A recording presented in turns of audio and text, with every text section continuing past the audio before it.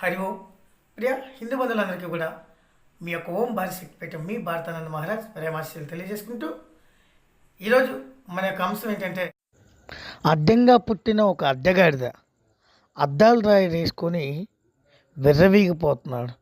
అసలు వీడు ఏమంటున్నాడో మీరే ఒకసారి వినండి. ఇవాళ బీజేపీని తరిమి తరగొట్టిన గ్లేమో మనం ఆలోచించండి. నేను అంటున్నా, ఇవాళ మేము హిందువులం అంటున్నారు. ఏం రాముడు మీకు చిన్నయ్యా? సీత మీకేమైనా చిన్న మారా? లేకపోతే రాముడి వంశంలో ఏమైనా పుట్టిందా మీరు? వీనికి హిందూ అంటే తెలియదు, హిందూ మతం ఎప్పుడు పుట్టిందో తెలియదు, రాముడు ఏం చేసిందో తెలియదు. అవును, నిజమేరా. సీత మా పిన్నే, రాముడు నిజంగా మా యొక్క పిన్న తండ్రే. సీతారాముల వారి వాళ్ళ యొక్క వారసులం కాబట్టి మా యొక్క ఇంటి పేర్లతో మేము కొనసాగుతున్నాం. అసలు నువ్వెవరికి పుట్టావో నీకే గ్యారంటీ లేదు. మీ అమ్మ ఎంతమంది దగ్గర పడుకుంటా అసలు నీకేమైనా గ్యారంటీ ఉందా?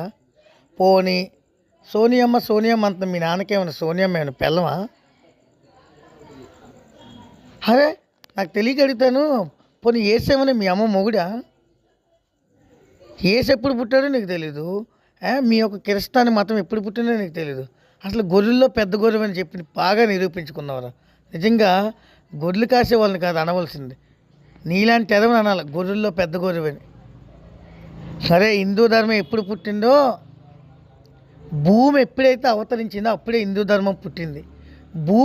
ప్రకృతి ఎప్పుడైతే నాశనం అవుతుందో అప్పుడు మాత్రం హిందూ ధర్మం అంతరిస్తుంది.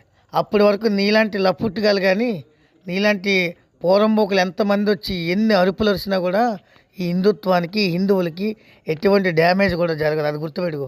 ముందు నువ్వు వేసుకున్న అద్దాల డ్రాయర్కి ఆ డ్రాయర్కి కన్నాలు పడకుండా చూసుకో. అరే మేము నిజంగా హిందువులం కాబట్టే మేము హిందువుల పేర్లు పెట్టుకున్నాం. నీకులాగా ఒకడు పుట్టి ఒకడు పేరు పెట్టుకోలే. నువ్వు పుట్టిందేమో హిందువుడికి, నువ్వు చెప్పుకుంటుందేమో క్రిస్తాని మతం. నీకు సిగ్గుండాలిరా. నువ్వు అధికారం కోసం ఈవేళ కాంగ్రెస్లోకి వెళ్ళి నీకు ఒళ్ళు కొవ్వెక్కి నీకు మదం ఎక్కి నువ్వు విర్రవీగుతున్నావు. కానీ నువ్వు ఈసారి బయటికి కనిపించు. కత్తి మహేష్ గౌడ్కి ఏ పని అయిందో నీకు ఆ పనిగా నవ్వకపోతే నా పేరే భారతానంద మహారాజ్ గారు. గుర్తుపెట్టుకో.